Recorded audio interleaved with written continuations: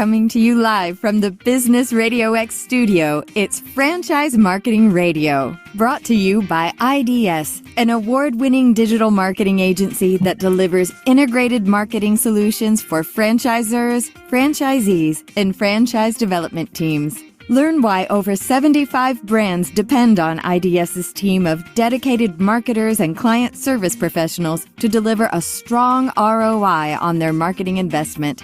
Go to idsfranchisemarketing.com for a complimentary digital audit and consultation. Hi, everybody, and welcome to Franchise Marketing Radio. I'm your host, Rob Ganley. Welcome to today's episode. We got a great guest with us today from a great brand, one that I certainly know of and I think has really always been helpful for me in my journey with different devices and electronics. We're talking with Joe Malmuth. He's the Chief Development Officer at Batteries Plus. So I know them, but we're going to get to talk to Joe a little bit and learn more about Batteries Plus and his role there and how they're navigating through our current economic climate and how they're doing. So Joe, welcome to the show. Thanks, Rob. I'm glad to be here. Excellent. So as we get started, first thing I'd like to ask like you is, how did you wind up in the position you're in at Batteries Plus at the level you're at? And tell us a little bit about the brand. Yeah, so I've been with the company now a little over 2 years, 2.5 years, and went through a long series of conversations with them before I decided to join the organization. And Batteries Plus is actually the 26th brand that I've been involved in this capacity. And so right at the height of the original COVID freakout, I'm sitting across the dinner table from my wife and, honey, I'm going to quit my job. She looked at me like I had 3 heads. She's like, what? You're going to what? And I'm like, well, let me explain. I sort of set her up there for that conversation a little bit and came on board with Batteries Plus and sort of at a pivotal time in the brand's history. You have this brand that's 700 some odd locations at that time and 30 something years in business. And they were looking for someone who could say, come in and get us in a position where we can excel for the next 30 years. And so after about 3 months of conversations and going back and forth to make sure the fit was right, the strategy was right, the direction we were going to go, so on and so forth, I came on board officially in May of 2020. So the brand has been around, as I already mentioned, 30 something years. We're in the mid 700s in operating stores, got another 160 or so in development right now.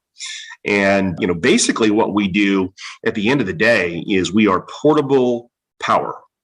So batteries, device repair, all these different products and services that we offer, all boils down to portable power at the end of the day. And so, our goal has now gone from, how do we grow this franchise system and establish a foothold? Well, we've got a foothold now. We're the big dog in the industry. Now it's a matter of how do we make sure that our franchisees are positioned for success for the next 30 years with all the changes in alternative energy and electric vehicles and solar and all this other stuff. We're sort of kind of that brand that has a right to play in that space. And so, making sure that we're positioned in a way that, we're looking at the last 30 years as foundation building and the next 30 years is really spreading our wings.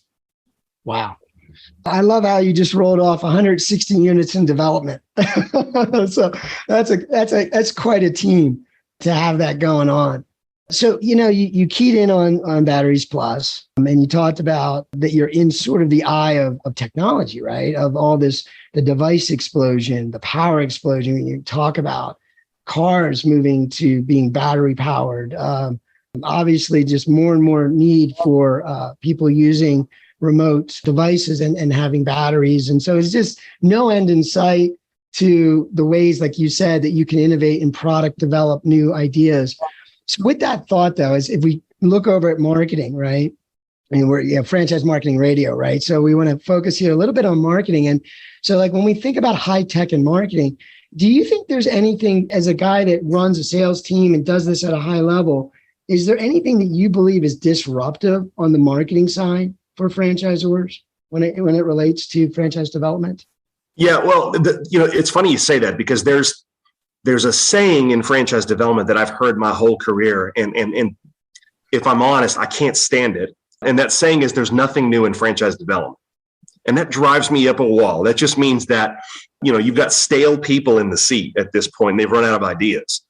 And I think the most disruptive thing that I've seen and have been a champion of as well in trying to get everybody to buy into this is transparency.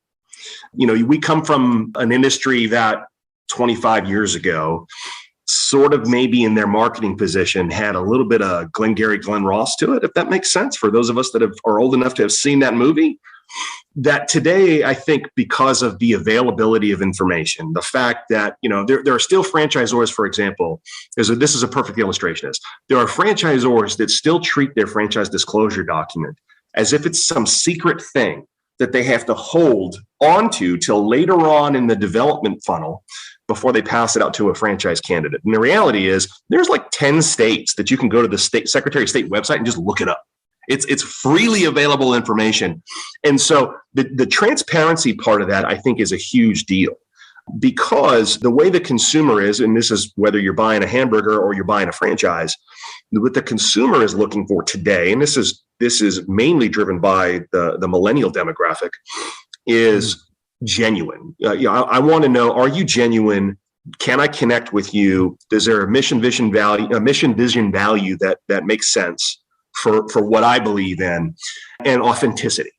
And the number one quickest way to nail all of those things is complete transparency. The good, the bad, the ugly, the fantastic, the stumbles, the roadblocks, the advantages, all of it. And because of that, I think you're seeing a lot of folks, first and foremost, build a lot of that detail into their disclosure documents, which gives them then the freedom to say those things in their advertising and marketing. Because there's chicken and the egg, right? You can't advertise it if it's not disclosed. So I think there's a big trend towards transparency happening in franchising right now, and that goes directly into marketing. I think that's a fantastic thing. Wow. Let me ask you this, just as a follow-up question. A lot of digital marketing, so you think of high tech, and a lot of that gets the mind share, of course. But a lot of that, if you look at most industries across the board, it's a lot about results in advance. It's a lot about what you're saying. It's portraying, or conveying, I should say, transparency, right? If you're a lawyer or you're a professional, or you do anything and you share your knowledge and you show someone who can demonstrate that you can be of value to them without holding it back. Like, I can only tell you this if you do business with me. That is the old way. The new way is saying, hey, I'm an open book. I know I can help you. But do you think, like, because when you were saying about holding the disclosure document like in your arms and not sharing it, I kind of laughed to myself, because I noticed that a lot, where people they don't want to share too much. They want to kind of wait. And I'm thinking there's so much great to share with someone that's looking for a business, and ways that you can prove to them that you just want what's best for them, because if they operate well, you win. So that's transparency. But do you think that the value in advance, like sharing information early in the process, is okay? And that's kind of what I think you're getting from that, what I got from your answer. Yeah, 100%. And for two reasons, right? So one, look, there's only a certain amount of people in any given calendar year that are in a position to buy a franchise in the first place, right? And there are, 6,000 franchisors, I think, as last year's numbers, that you can potentially invest in America alone. That number's up significantly. There's a lot of new franchisors out there. So it's 6,000 options, give or take, right? I think the number used to be 4,200 just a couple of years ago. And what winds up happening is that pool, people talk about, don't try to squeeze more out of the pie, grow the pie bigger. Well, pandemic, recession, inflation, all this stuff, the pie right now is being squeezed.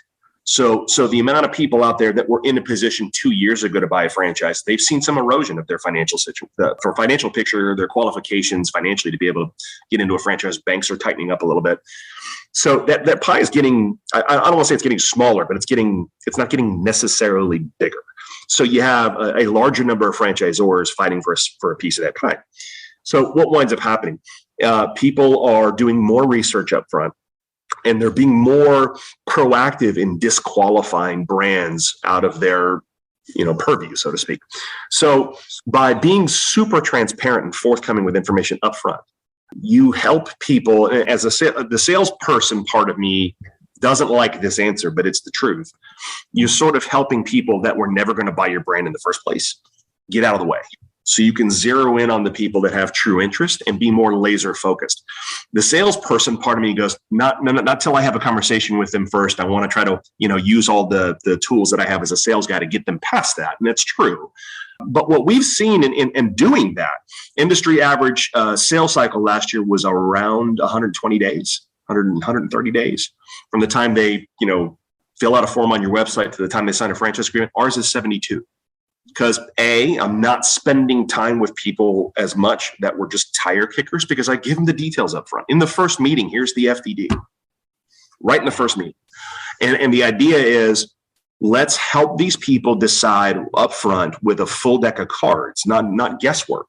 Is this a good fit for me and my family, or is it? Maybe not. And then move those folks on to something else.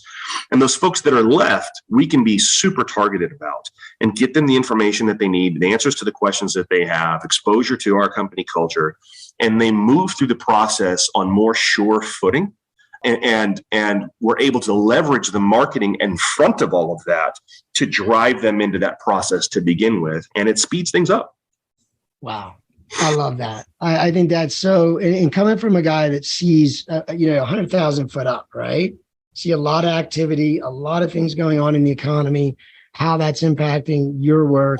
But that's something that as a digital marketer, I've been in that for a long time, and 20 plus years. And I've done a lot of different marketing, different industries, and franchising was really my core. But ultimately, that has been a wrestling match a little bit, like helping them see that I know it feels uncomfortable, but you'll spend less time and you'll collapse that sales cycle and you'll get to the people that will help your brand the most faster. But that's great. I'm so glad that you shared that, because it feels good to know that I'm on the right track too, from my point of view. But that's what I see. And I think there's technology that can help facilitate that. And just make that a little easier to, again, results in advance. We're sort of sharing everything up front, being transparent, and making it more efficient for everybody. But all right, great. So with that being said, one thing I like to ask too, and I'm sure that you do this, I know in part for me, I like being an entrepreneur. I like the idea of franchising to get that bridge over to being in business for yourself. Maybe if you haven't been, or you just understand the shortcuts, you understand the efficiencies of not having to do it all yourself, right? And so is there like a favorite story or a good success story that you might have about a franchisee you worked with in the beginning, maybe just kind of something about how that was handled, maybe some encouragement, and then now they're a superstar? Like, is there a story you like to tell, or just something you want to share about a current franchisee? So I have an Encyclopedia Britannica volume of stories like that over the course of my career. And you mentioned you like entrepreneurship and so forth. And I think for those of us that get into franchising, whether it's a franchisee or franchisor, that word is something we're all extremely passionate about, right? And because entrepreneurship really is a representation of an individualized vehicle to attain someone's goals and dreams, right? At the end of the day, if I was going to be, Webster's dictionary about it, that's probably how I'd define it. And, I've had, over the course of my career, I've had franchisees at my wedding. I've had franchisees at the hospital at the birth of my first kid. And so, you wind up seeing these folks from all walks of life, current brand, previous brands, whatever, get into a situation where, they're displaced from their job. They've retired from being with the fire department for 25 years. They're looking for a secondary income for their household as a security measure for their lifestyle. All these different motivations, right? Or they get into business. And every single one of them, right? And I tell this to everybody I talk to that's looking at becoming a franchisee, no matter what the brand. Man, those first 30 days leading up to becoming a franchisee, that the moment you sign the franchise agreement, then you go to, training school and get the real estate, get the store open, all this other stuff.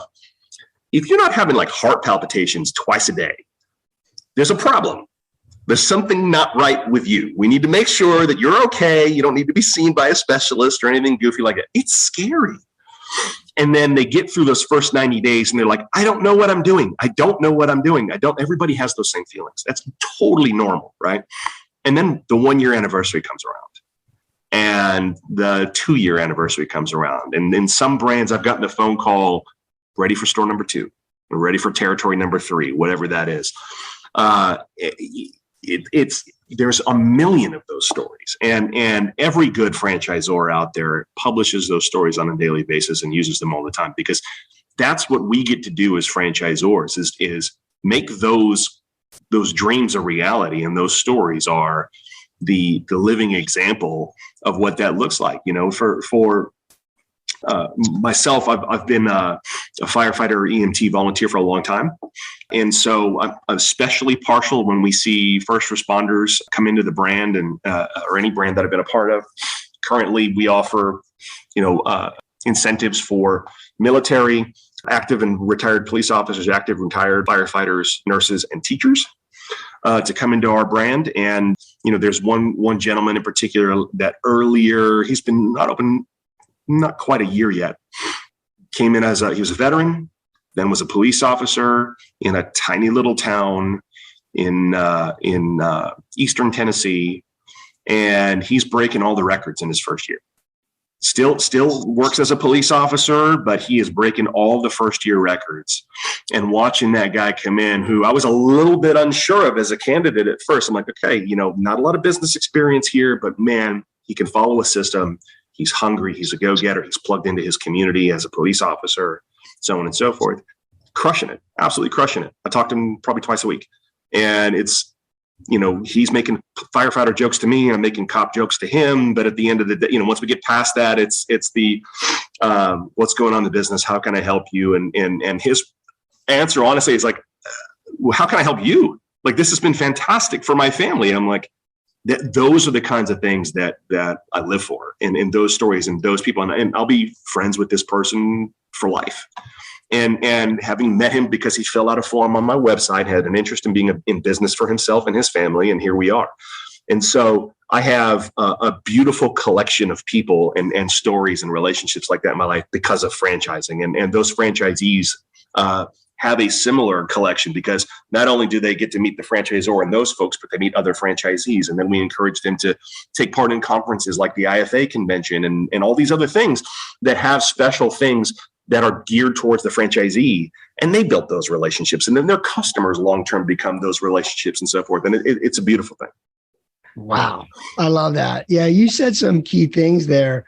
I think for anyone listening that might be considering a franchise, you can do it, right? Like here's a guy that didn't have a background in business, crushing all the records because he's got the raw material. He's got the relationships. He's got the passion. He can follow the system. And that, that's encouraging, right? I mean, truly you can do it. You can do it, but maybe it's not as easy all the time to do what I just said with following a system. And that's a good question for anyone to ask themselves. Can you follow a system, right? So there you go. But I could feel the passion, and then the wedding and the baby. I mean, you put a video together of that, and I'd be like, yeah, I'll buy a franchise from you. But anyway, that's great. So let me, with that being said, you had mentioned earlier that the franchise industry is booming in terms of small businesses becoming franchisors, and we're seeing a lot of innovative models, in the business world saying, hey, I'd like to use franchising as a vehicle to grow. I want to extend this to other like-minded entrepreneurial people. And so now you're saying, and you're right, I think the last time I looked, it was in the 4s.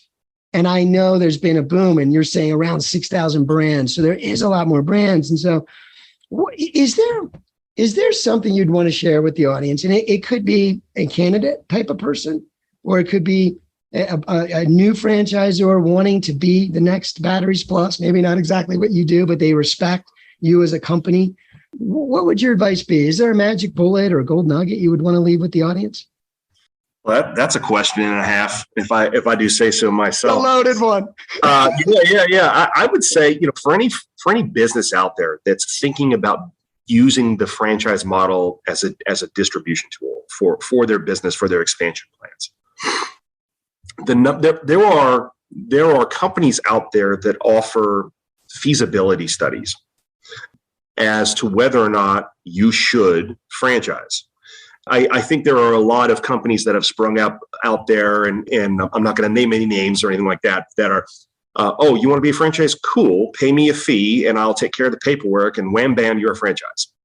The problem with that is they never ask, should you be a franchise? And that's an important distinction, because there are some brands out there that are getting into spaces that are incredibly competitive and that have 2 or 3 very dominant names that have massive scale and all the budget in the world, and you have to compete with that. There are other industries out there that are still relatively fractured and regional that you can, do really well in if you've got a well-oiled machine. So I would say feasibility studies are important, right? Not can you franchise, should you franchise? And what I've seen most of the time, and I've been involved in these conversations with a number of folks. Well, I have one XYZ business and I've been running it for 2 years and it's going great. And every bone and black customer comes in and tells me that I should franchise this. That does not a franchise make. So feasibility studies, business plan, understanding the marketplace, do your research, visit the IFA, go scope out your competitors. I'm not saying pretend to be a candidate, but go pretend to be a candidate, see what they do, and understand the game first, right? The second thing that I would tell people is as a franchisee, scale matters.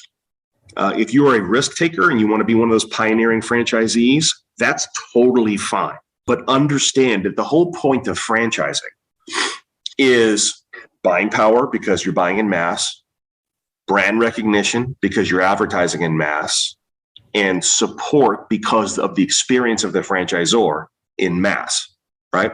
If you're working with a franchisor that hasn't really developed those things just yet, you need to make sure that you have the acumen to make up that differential. If you're not somebody who feels comfortable with that, scale matters.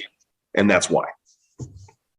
That is brilliant. That is brilliantly obvious, right? But I don't think most people not in your position or mine or in the industry would think that way, right? But you're right. I mean, I think there's advantages on both sides, but anyone needs to kind of just say, who am I? What would I fit best with? But there's a real thing there with scale. Like you said, Batteries Plus is different than some other brands that aren't as big, right? Because of that leverage that you have. So that's fantastic. It's a great point. So I appreciate it. It's been a tremendous conversation, Joe. Is there a place on the website where you'd want to direct people just so they could check you out a little further and maybe get in touch? Yeah. So if you're interested in learning more about Batteries Plus as a customer, batteriesplus.com. Easy pleasy. You can check out anything we have there. If you're interested in more information on Batteries Plus as a franchise, you can go to batteriesplusfranchise.com. And if you want to get connected with me, just punch in Joe Malmuth on LinkedIn. I have unintentionally Googled myself a number of times to know I'm the only Joe Malmuth on the planet. So if you find me, it's me. That can be a blessing and a curse depending on what's out there on the internet these days. So. That's funny. I did look up my name is somewhat not common as well. I think there's 100 of us across the world, so it's pretty rare compared to a Smith or Jones. But I hear you there. But hey, it's been a great conversation. I want to thank my sponsor, IDS. That's idigitalstrategies.com. They do great work, and you can check them out. But once again, Joe, it's been a pleasure getting to know you. And for the audience, we look forward to talking to you again. And bye for now.